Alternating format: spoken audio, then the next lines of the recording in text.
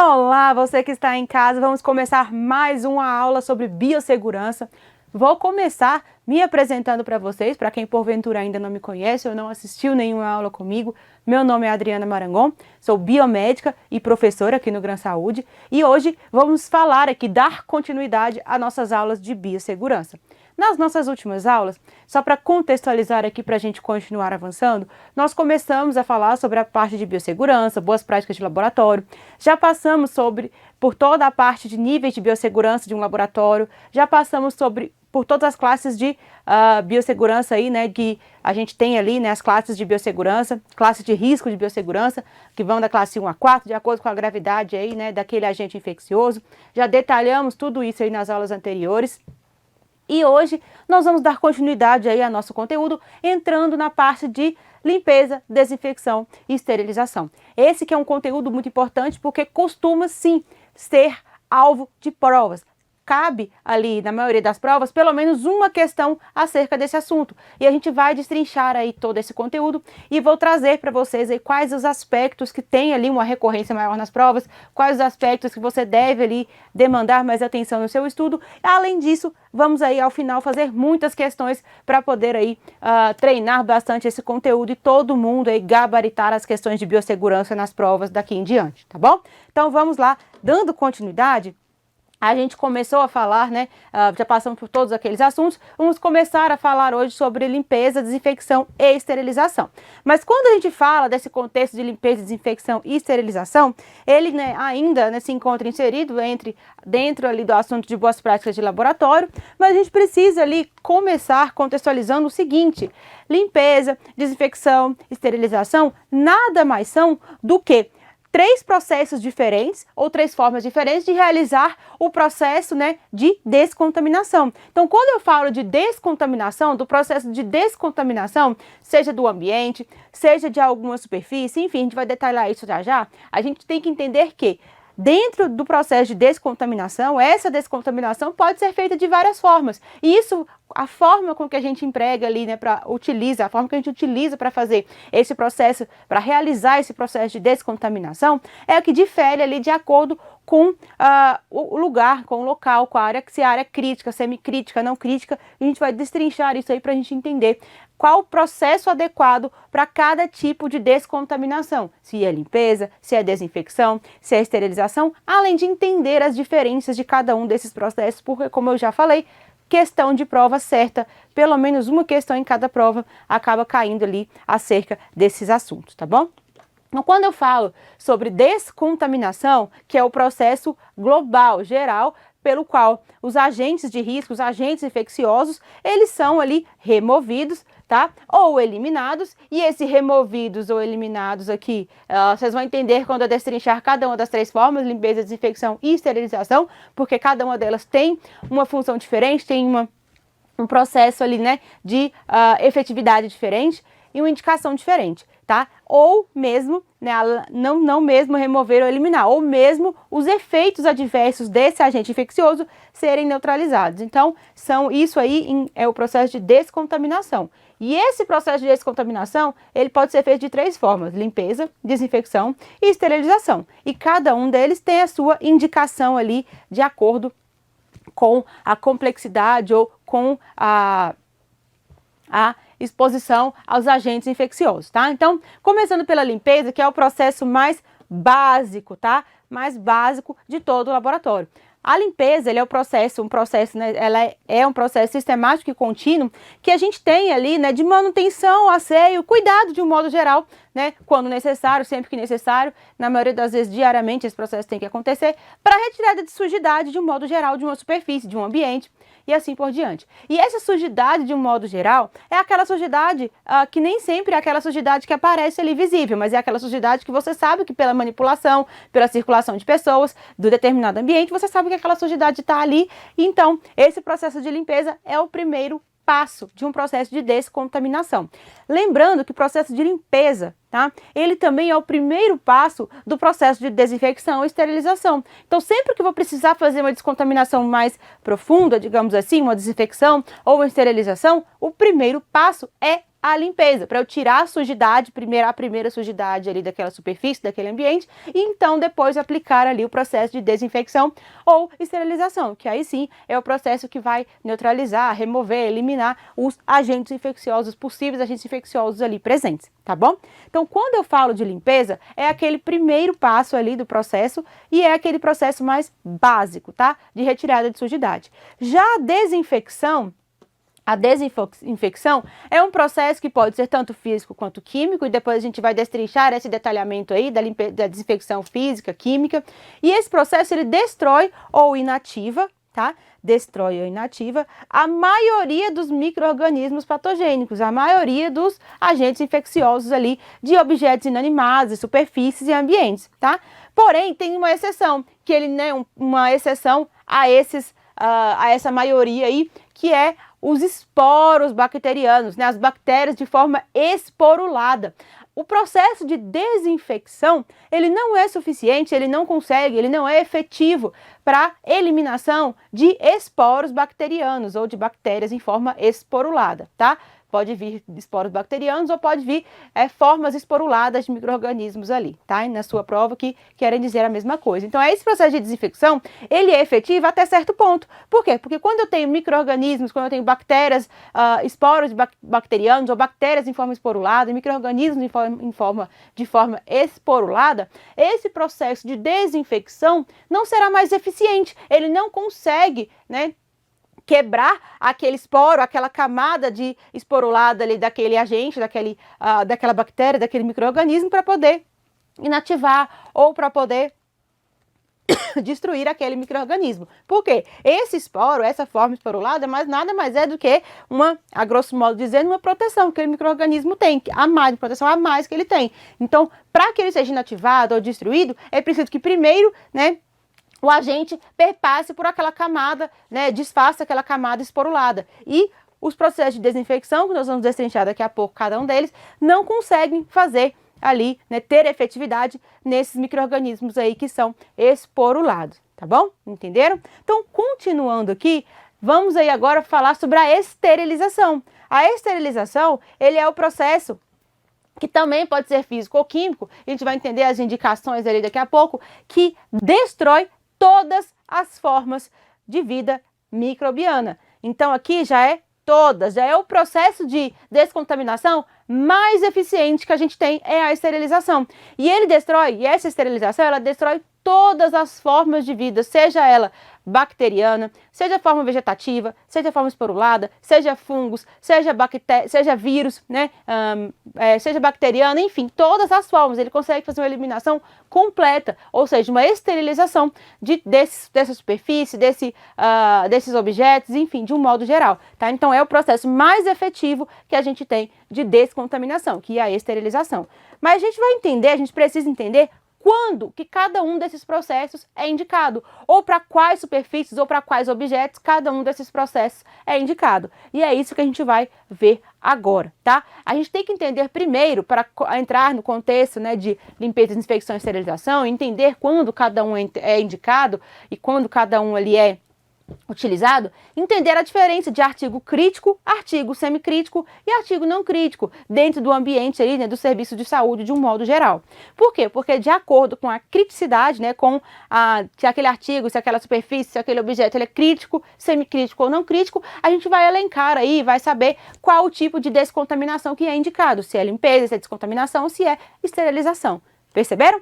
Então, a gente precisa entender esse conceito para entender quando cada um desses processos de descontaminação será indicado. Então, vamos entender aqui, começar a destrinchar. Os artigos críticos, tá? Que a gente chama de artigos críticos, são aqueles que penetram em mucosa, na pele, enfim, e que tem capacidade de invadir os tecidos, seja ele subepitelial, seja esse tecido vascular, enfim, consegue invadir, consegue passar pela primeira camada de proteção ali da pele, né, do profissional que está ali manuseando, penetrar aquela camada de mucosa ou pele e invadir, seja o tecido epitelial, subepitelial, seja o sistema vascular, enfim, de um modo geral, né,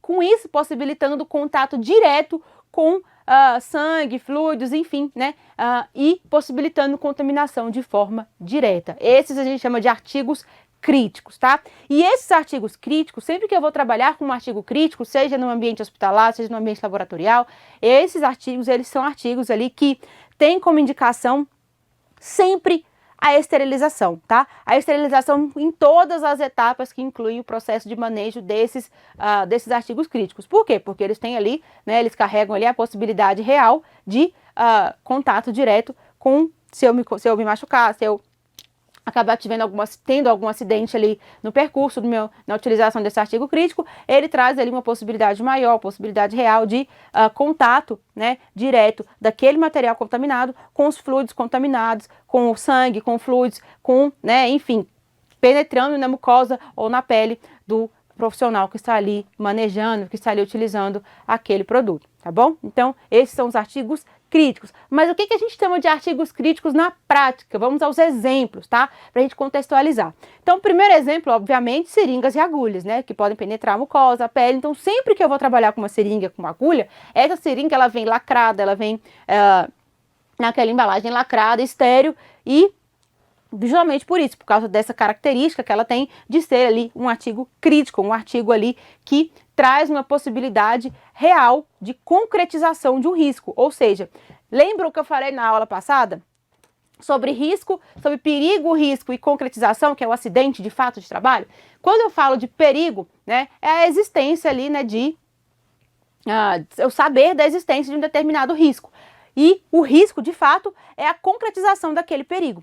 Por exemplo, na hora da punção da agulha, na hora da punção, que eu vou coletar a amostra de um paciente, exemplo clássico que nós utilizamos aí todos os dias na nossa vivência ali laboratorial. Vou coletar a amostra de um paciente. Eu saber, né, eu lá coletar a amostra daquele paciente, eu sei que existe um perigo, né? Um perigo de me acidentar, um perigo de contato com material biológico, esse é o perigo. E qual que seria o risco que existe ali? Por exemplo, eu vou ali, fiz aquela coleta e vou reencapar uma agulha, coisa que todo mundo sabe que, né, não é permitido, que não é seguro, justamente pela, né, quantidade de risco ali presente, justamente porque se aquela agulha, se eu já manipulei aquela agulha, se eu já penetrei aquela agulha, né, pela mucosa, pela pele do paciente, coletei o sangue do paciente com aquela agulha está contaminada com o sangue do paciente, ou seja, ela é um artigo crítico, que além de ser um artigo crítico, já está contaminada, já está utilizada. E eu vou lá tentar reencapar aquela agulha. Esse processo de tentar reencapar para poder descartar acaba causando acidentes, acaba aumentando em muito o risco de acidentes, que às vezes a gente lá, né, escapolha a mão, enfim, e acaba se furando nesse processo de tentar reencapar a agulha. Isso todo mundo sabe aí que é, né, proibido, não é permitido de forma nenhuma. Então, o reencapar a agulha antes de descartá-la é a concretização do perigo, ou seja, é o risco, tá? É o aumento do risco, ou seja, a concretização do perigo.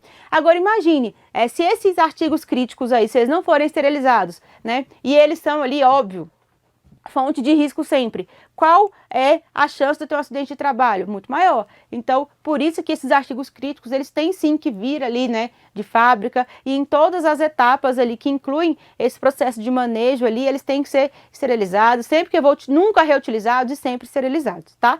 Sempre estéreis aí. Então, isso, o que eu chamo aí desses artigos críticos? Instrumental cirúrgico, de um modo geral, por quê? Porque se eu estou fazendo uma cirurgia no paciente, eu estou penetrando, eu tô ali, né, já abrindo barreira, tô cortando a pele, e esses artigos críticos vão entrar em contato com fluidos ou com sangue daquele paciente, contato direto. Esses artigos críticos, eles têm contato direto com fluidos ou sangue do paciente, ou seja, a agulha que eu coletei, ali a amostra, o instrumental cirúrgico que eu vou utilizar ali, né, para manusear no meio de uma cirurgia. Se é uma cirurgia, é um procedimento invasivo e tem ali, claro, ruptura de barreira, de mucosa, de pele e contato direto, consequentemente, com sangue e fluidos daquele paciente.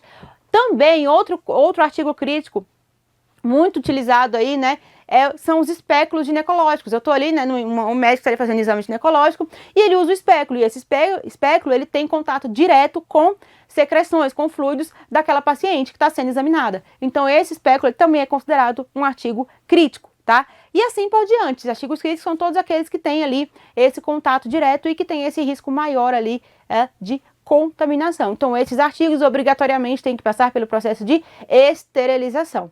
Entenderam?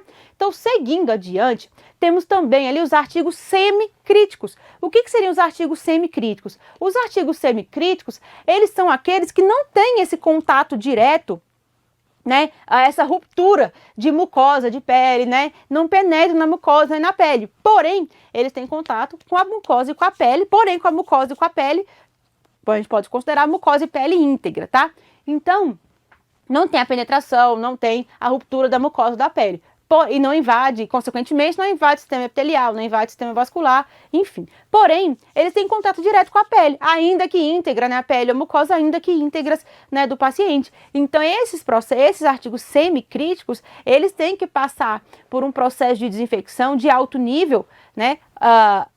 Né, no mínimo, um processo de desinfecção de alto nível ou ainda esterilização, tá? E quais seriam esses artigos semicríticos que têm contato direto com a pele, com a mucosa, porém não tem ali aquela penetração, não rompem mucosa ou pele, não tem aquela penetração nos tecidos vasculares e subepiteliais?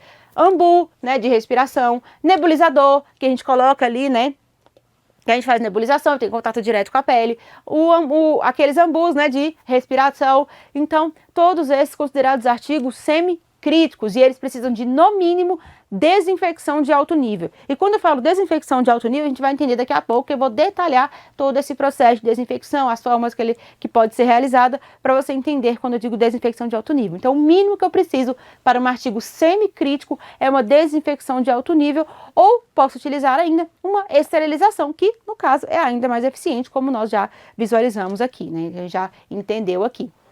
E temos também, por último, os artigos não críticos, que são aqueles artigos de uso externo ao paciente, que entram em contato aí somente com a pele íntegra, não tem contato com mucosa, não tem ruptura de pele, não tem ruptura de, né, penetração na pele. Então ele entra em contato apenas com a pele íntegra do paciente. E eles são ali de manipulação, na grande maioria das vezes, esses artigos não críticos, são de manipulação dos profissionais de saúde, né? O que exige ali que a cada utilização, né, a cada paciente que utiliza aqueles artigos não críticos, eles sejam ali limpos, eles passem por um processo específico de limpeza ou mesmo de desinfecção de baixo nível. E quando eu falo desses artigos não críticos, eu tenho que contextualizar, como por exemplo, o que seriam esses artigos não críticos, né? É o termômetro que a gente utiliza ali em cada paciente para ver os sinais vitais, botões de equipamento que eu tô ali, né, monitorando ali o paciente, qualquer equipamento que eu vou utilizar para fazer um exame, enfim, e eu fico manipulando aquele, eu fico apertando aquele botão. Esses botões têm que passar por um processo de limpeza, mesas de procedimento, comadres, papagaios, aquelas comadres e papagaios ali, né, hospitalares, cubas, né, enfim, tudo isso tem contato, o paciente tem contato ali, tem contato com, né, de mais de uma pessoa, tem contato direto, porém é contato direto com a pele íntegra, tá? E quando eu falo desse processo, desses artigos não críticos, quando esses artigos, eles não entram em contato, não foram expostos ou não entraram em contato de forma nenhuma com material biológico, é indicado que a gente faça limpeza eficiente desses objetos. Porém, quando existe algum risco deles terem entrado em contato com material biológico, aí a gente já utiliza desinfecção, né, uma forma de desinfecção para poder limpá-los aí, para poder descontaminá-los. Trazendo toda essa parte de artigo não crítico aqui, de artigo crítico, semicrítico e não crítico para o contexto atual de pandemia do Covid-19, a gente tem a seguinte diferença. Se eu falo de artigo não crítico, tecnicamente, num contexto, né, num contexto antes da pandemia, era indicado apenas o processo de limpeza ou desinfecção de baixo nível, né, que é uma desinfecção menos eficiente, digamos assim, mais superficial daquele material. Agora, num contexto pós-pandemia, qualquer objeto, seja ele mesmo ele sendo não crítico, se eu tive contato, se esse objeto teve contato com o paciente, eu preciso fazer uma descontaminação desse objeto, tá? Com álcool 70 e toda aquela descontaminação que a gente vai entender daqui a pouco. Então, trazendo ao nível de nível de pandemia, né, de pós-Covid-19, pós-SARS-CoV-2, eu tenho que ter um cuidado ainda maior, tá? Eu tenho que fazer pelo menos uma desinfecção para cada um desses processos ali, desses artigos não críticos, tá? Então, esses artigos não críticos são todos os equipamentos que são utilizados ali, né, os botões que a gente aciona ali para fazer um exame, termômetro, tensiômetro, né, de tirar ali, de aferir a pressão arterial do paciente, enfim, tudo isso que tem acesso a esses materiais, esses artigos que têm contato apenas com a pele íntegra, tá? Seja do paciente, seja do profissional de saúde, entenderam? Então, depois de a gente entender essa definição de artigo crítico, semicrítico e não crítico, a gente vai, eu trouxe aqui um quadro, né, um grande resumo, um quadro resumo, que eu adoro esses quatro resumos, porque eu acho que esses quadros facilitam muito na hora de vocês estudarem, tá? Então eu gosto sempre de trazer esses resumos aqui, para a gente poder contextualizar e seguir adiante, tá? Porque na hora de estudar facilita bastante. Então, aqui eu trouxe, né, um quadro de classificação dos artigos críticos, semicríticos e não críticos e a descrição e o procedimento indicado para descontaminação de cada um desses artigos, seja ele crítico, semicrítico ou não crítico. Então isso facilita bastante na hora de vocês estudarem, tá? Então a gente já falou, os críticos são aqueles que penetram, né, a mucosa, tecidos, órgãos, e para eles é obrigatória a esterilização. Os semicríticos, que são aqueles que tem contato com pele e mucosa íntegras, né? E ainda que sejam íntegras, né, tem contato com mucosa, então requer desinfecção de alto nível ou esterilização. Aí tem aqui os exemplos de cada um para vocês contextualizarem e não esquecerem mais, tá? E os não críticos são aqueles de uso externo, que tem contato apenas com a pele íntegra, não tem contato com mucosa, não tem penetração, então é um contato superficial com a pele íntegra apenas. Então, para esses artigos não críticos, precisa ali, é obrigatório aquele processamento ali de limpeza ou de desinfecção de baixo nível. Colocando um asterisco aqui, como eu já falei, né?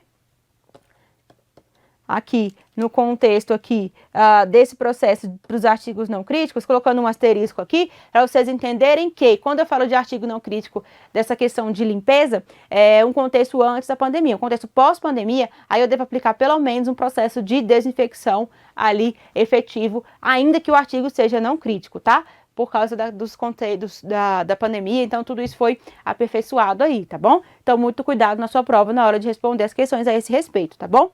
Então, seguindo aqui adiante. Então, vamos começar aqui a entender detalhadamente cada um desses processos, tá? Para a gente poder não errar mais na nossa prova, as diferenças de cada um, as peculiaridades de cada um, né? Seja limpeza, desinfecção, esterilização, para a gente poder ali contextualizar e não errar mais na nossa prova, tá? Então, começando pela limpeza, que é aquele processo mais básico, aquele processo primário ali, que é nada mais é do que remoção de sujidade, da sujidade superficial de um artigo, de um equipamento, enfim. E esse processo de remoção da sujidade, ele ocorre por ação mecânica, né? Na grande maioria das vezes por ação mecânica, usando o quê? Água e alguma solução detergente, tá? E aí eu passo, né, a solução detergente, molho, passo a solução detergente, faço aquela ação mecânica, né? Dou aquela esfregada, dou aquela limpada e posteriormente eu enxago e coloco para secar ou procedo com a secagem daquele equipamento, ou daquele agente, ou daquele artigo, enfim, tá? Então isso aí vai ser o nosso processo de limpeza, tá? E esse processo de limpeza nada mais é do que a retirada da sujidade superficial, ou seja, da matéria orgânica ali, daquela sujidade mais superficial. E uma parte considerável, tá? Da carga microbiana de uma superfície, de um artigo, de um equipamento, enfim, tá? De um modo geral, está concentrada nessa matéria orgânica. Então, eu tirando ali aquela sujidade superficial, eu consigo ali, né, remover uma parte considerável, uma boa parte daquela carga ali microbiana, daqueles agentes infecciosos. Porém, essa remoção não é total e não é, obviamente, como a gente já sabe, 100% efetiva. É a forma mais superficial de descontaminação, tá bom? E essa limpeza, enfatizando aqui mais uma vez que ela deve ser utilizada como primeiro passo para cada um dos processos de descontaminação, seja desinfecção, seja esterilização, para garantir que esses processos sejam mais efetivos e tenham mais qualidade e efetividade, eu preciso, antes de descontaminar, antes de esterilizar, proceder com a limpeza, tá bom? Então, é obrigatório, antes de esterilizar, antes de descontaminar, né? Antes de desinfeccionar, de passar pelo processo de desinfecção, eu tenho que passar pelo processo de limpeza de todos esses agentes, todas essas superfícies e equipamentos e artigos, tá bom? Então, primeiro passo obrigatório, limpeza. E só a limpeza é um passo superficial utilizado ali, né, para retirar aquela primeira sujidade de superfície ali, aquele primeiro matéria orgânica, sujidade superficial de qualquer que seja, né, a superfície, o artigo, o equipamento, enfim, tá? Então, é o processo mais superficial. E a desinfecção, gente? A desinfecção, a gente já viu, né, que ela é um processo que destrói ali grande parte das bactérias, né, dos vírus, dos protozoários, dos micro-organismos de modo geral, porém, tá? porém, ela não tem efetividade quando eu falo de micro-organismos ou bactérias esporuladas, tá? Então, ela não tem efetividade para a forma esporulada, ela só tem efetividade para formas não esporuladas, né, desses micro-organismos, tá bom? Ela não destrói, né, enfatizei aqui mais uma vez, esporos bacterianos. Então, essa desinfecção, ela pode ser dividida aí, né, em 3 níveis, de acordo com o espectro aí de destruição dos micro-organismos, de acordo com a efetividade e com o agente utilizado nessa desinfecção. Então, existe desinfecção de baixo nível, tá? E desinfecção de médio nível e desinfecção de alto nível. A gente vai entender a diferença dessas 3 agora, tá bom? Então, de acordo com a efetividade, de acordo com o espectro ali, né, de atividades para destruição dos micro-organismos, eu tenho ali essa subdivisão ali dentro da desinfecção. E essa desinfecção, para começar, vamos falar da desinfecção de baixo nível, tá? E essa desinfecção, na maioria das vezes, ela é feita de forma química, tá? Química. São ali agentes químicos que são utilizados para esse processo de desinfecção, tá bom? Eu tenho ali a desinfecção de baixo nível, e essa desinfecção de baixo nível, ele elimina a grande maioria de bactérias, elimina alguns vírus, como por exemplo, HIV, hepatite B e C, né? E elimina fungos também. Porém, elas não destroem micro-organismos, né, agentes infecciosos que são um pouco mais resistentes. E, obviamente, como eu já falei, uma característica de todo o processo de desinfecção, não destrói bactérias esporuladas, esporos bacterianos, tá bom? Então, quais são os micro-organismos, os agentes infecciosos que essa desinfecção de baixo nível ela não é efetiva, ela não consegue destruir, tá? Primeiro, bacilo da tuberculose é um dos bacilos mais resistentes que nós temos, tá? Ele tem ali uma alta resistência, então a desinfecção de baixo nível não é efetiva para destruir bacilos da tuberculose. E, obviamente, assim como os outros níveis de desinfecção, não são efetivos para destruir esporos bacterianos, tá bom? Então, para essa desinfecção de baixo nível, eu uso ali, por exemplo, compostos fenólicos, quaternário de amônia, compostos de iodo. E quando eu falo de compostos fenólicos, eles não são mais praticamente utilizados, tá? Eles já caíram aí em desuso, já quase não são mais utilizados. O que a gente utiliza mais hoje em dia? Os compostos de iodados e os quaternários de amônia. Porém, quando eu falo de compostos fenólicos, só a título de informação para vocês saberem, tá? Eles são utilizados com uma concentração máxima de 3%, né? De 0,5% até 3%. Apesar de que já caíram em desuso, tá? Então, vocês têm que ter em mente aí que esses compostos fenólicos, eles já caíram em desuso, tá? Já caíram em desuso, eles não são mais amplamente utilizados nesse processo de desinfecção, porque a gente já tem compostos ali mais efetivos, compostos menos prejudiciais, menos tóxicos e mais efetivos, tá? Então, por isso é que eles já caíram em desuso e estão aqui apenas a título de informação, tá bom? E desinfecção de médio nível, gente, é uma desinfecção um pouco mais profunda, um pouco mais efetiva, que consegue inativar, aí sim ela já consegue inativar, né, os bacilos, inativar, tá, gente? Os bacilos da tuberculose. E quando eu falo, enfatizo a questão do inativar, tá? É porque é o seguinte, a desinfecção de médio nível, tá?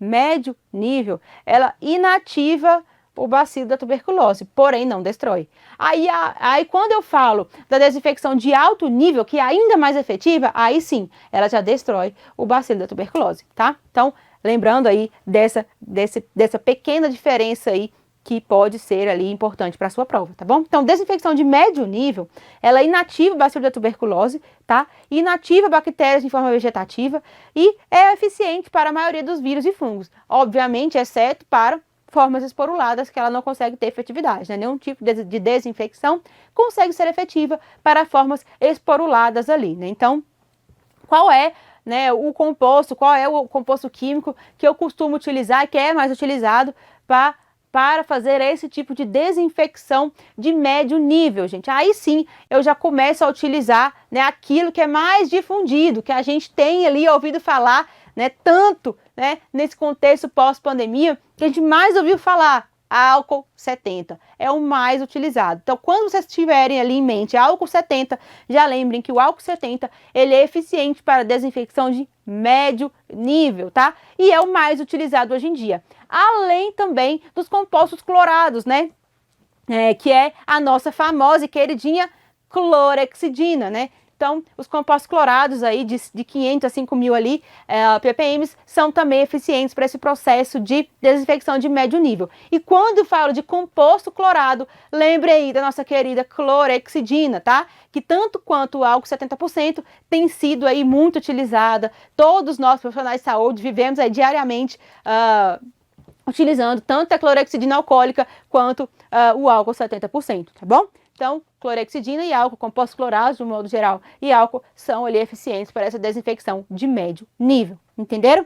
Então, vamos encerrar nossa aula por aqui. Na próxima aula a gente volta para fechar esse assunto, para falar de desinfecção de alto nível, de esterilização e para dar continuidade em todo esse nosso conteúdo acerca de biossegurança. Não sai daí que a gente já volta.